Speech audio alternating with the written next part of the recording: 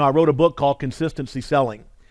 And it's based on the consistency principle that essentially maintains that public declarations dictate future actions. We tend to do what we say we're going to do. And if you ever come to our sales training, just the pure sales training, it's the consistency selling method. It's a book I wrote, and I incorporate those principles. And the key is to get my homeowner in the course of the sales call to make some public declarations. Number one, that price is not the most important.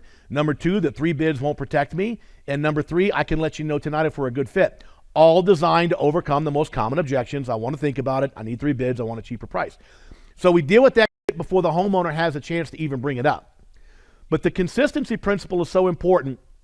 It's developed by a guy named Robert Cialdini, who's the Dean of Psychology at Arizona State University. I'll give you two examples of his research. So there was this company in Arizona that did fundraising, and they would send out door knockers to knock on doors and, hey, would you mind donating some money to childhood disabilities research, right? And they would send canvassers out on the afternoons to knock on doors and solicit donations. And what they found over time is about 18% of people, just on a random cold knock, would donate something to this childhood disabilities research. Well, they wanted to have better results. They got Cialdini involved, and when he came up with an idea that the week before the canvassers went in and knocked on the door, they had a call center call into those same neighborhoods. Now, the call center was not asking for any donations. They were only taking a survey.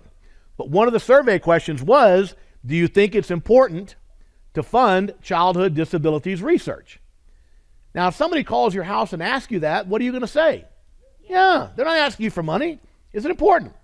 The next week, the canvassers go in knocking on doors, and their donation rate doubled from 18 to 36%. Because public declarations dictate future actions. Those homeowners weren't thinking, hey, somebody called me last week and asked about this. But in their subconscious, like, I support this. I support this kind of stuff, right? And their donations went up by 100%. Another example, restaurant in Chicago, and this is really relevant to the point you're making. Restaurants have a horrible time with people making a reservation, then not showing up, not canceling, just blowing it off. No call, no show. And it's tough for restaurants because they hold this table, this 8-top, for you and your family and your friends, and they can't give it to somebody else because they're holding it for you for 8 p.m. And then 8 p.m. you don't show up, and they lost the other people who would have taken it, and now they've lost you, and it kills their productivity, right? So restaurants are very often in an effort to get you to call if you can't make your reservation. So this restaurant in Chicago would always say, give us a call if you can't make your reservation. They would repeat that 2 or 3 times, but the problem persisted. People were no call and no show. They got Cialdini involved, and he looked at their reservation script, added 2 words. That was it. He added the 2 words, will you. Will you please call if you can't make your reservation? And then they would pause and wait for an affirmative response. Sure, or yeah, right? Their no-call, no-show rate went down by 65%, by 2/3, simply by getting people to make this psychological commitment. So when I'm on a service call and I'm turning a lead and I say, you want me to make this call, right? And the homeowner says yes. That's important because it's that psychological click that in the realm of consistency, they become more likely to fulfill that declaration when the comfort advisor comes out, or when the lead coordinator says, can we get both homeowners there? Are we okay on time? Blah, blah, blah. They're getting some commitments. All of that's designed to get them to commit to this process, little by little by little, simply by getting them to make these public declarations, to commit to the call, to commit that they want the comfort advisor to come out. It makes the call much, much stronger. So that's what that whole consistency thing is based on. If you guys ever go into selling technician or comfort advisor, we go through that whole process. We got a whole presentation you go through to get people, as they often say, sometimes jokingly, to be selling like a felon. But I don't think that's funny at all. But well, you're going to learn today when we go through the concession principle. I want my homeowner a little bit freaked out.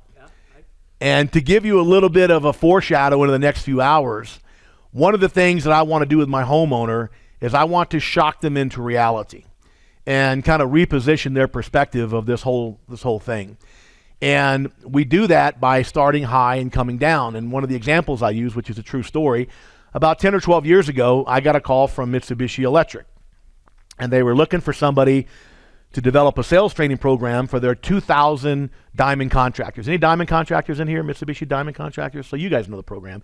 It's the Mitsubishi, dealer program, and they wanted to have a customized, mini split Mitsubishi sales. So they called me, and they had already talked to 6 or 7 other guys that do what I do, and they called me on a Friday, and they said, we're making the decision next week, but one of our distributors said we should at least talk to you before we make a final decision.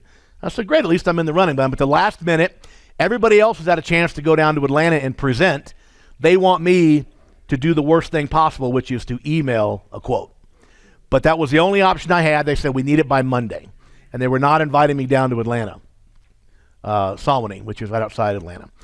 And so we put a proposal together over the weekend. On the phone call, they told me their budget was $500,000. And I needed to put that in perspective for them. So I sent them a proposal on Monday morning for $10 million. I had no intention whatsoever and no belief they would spend that kind of money, but I wanted to shock them into reality. And I figured because they'd already talked to 6 or 7 companies, if I come in a little bit higher or a little bit lower, it's like he's a little higher or a little lower than everybody else. So I'm just in the running. But when I drop a $10 million bomb on them, they're like, what the have we missed? What have these other guys all missed? So this guy calls me up, and I had this thing packed full of bullshit. Live weekly shows, hundreds of on-sites around the country. It was ridiculous. I wouldn't even want to do it. It would have been so much work. But I had to kind of change their perspective. So they get this proposal. They call me up, and they're like, dude, $10 million? We told you our budget's $500,000. I'm like, yeah, but I'm going to just tell you, $500,000 won't fix the problem. If you spend $10 million, at least you'll get the problem fixed. But you got 2,000 dealers, it's going to take $5,000 a year. 2,000 times 5, that's 10 million, just what it's going to take. Again, not thinking for 1 second they would ever spend that kind of money. So they started asking me a bunch of questions, and then they said the magic words. You're going to have to come down here and explain this, which is exactly what I wanted. So I go down there, I fly down there, end up taking about 3 trips down there and do my final presentation in front of the Japanese decision makers through an interpreter, which was a bizarre experience. But I closed the deal for $2 million. 4 times their original budget.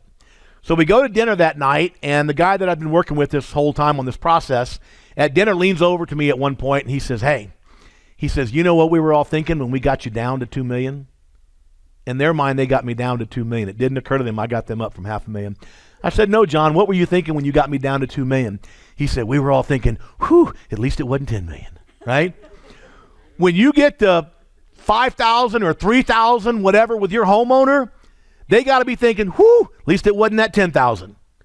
You got to hit them high and come down. You got to put it in perspective. And to do that, you need that drama. Like, hey, if I minimize all these problems, hey, I don't worry about the rat feces. We see it all the time. It's no big. It's been there for years. Just forget it. What's their level of motivation to fix it? But if I say, holy cow, I never meant to expected to see that today. Can I come up there? No, ma'am. I don't want you to see it. Holy shit, that sounds like a serious problem. Something I might need to get fixed. But if I say it's just some rat we see all the time, don't worry about it. It's been up there for years, hadn't bothered you. I wouldn't even, or worse yet, don't even go in the attic. You talk about show and tell when they start seeing you pull out these gauges and tools and having a conversation. One of the things I always teach our guys is you got to have a different conversation than everybody else is having with that homeowner. How many others are coming in talking about static pressure, airflow, and that kind of stuff? Like it's like, what? Nobody else talked about, replacing the furnace. And it's funny, the company I told you about in Florida yesterday, they start on a maintenance call with the ductwork analysis, with static pressure and airflow. And it almost always eventually leads to what? A new system with it. Who's going to replace all the ductwork and say, well, let me keep the 20-year-old system in there? But everybody else is leading with the system and probably ignoring the ductwork in many cases, right? And they do just the opposite. I thought it was absolutely brilliant that they would start with that, static pressure, educate people on static pressure. When's the last time we educated a homeowner on static pressure? You have the conversations amongst yourself when you're designing a system or talking to your installers or technicians or other people in your company. You're talking about it like, man, static pressure in that system's fucked. But how often are we talking to homeowners about it? Like the most important person. Education. You combine education with relationship and focus, and you just building this powerful, like my wife said yesterday, she's over there doing King Kong because that's what I always do on a sales call. I'm like, before I'm going to King Kong in school, right? I'm King Kong. right? I got to be confident. I got to be convicted. I got to be strong. I mean, pardon the pun, convicted, but you get my drift. I got to be committed to the process.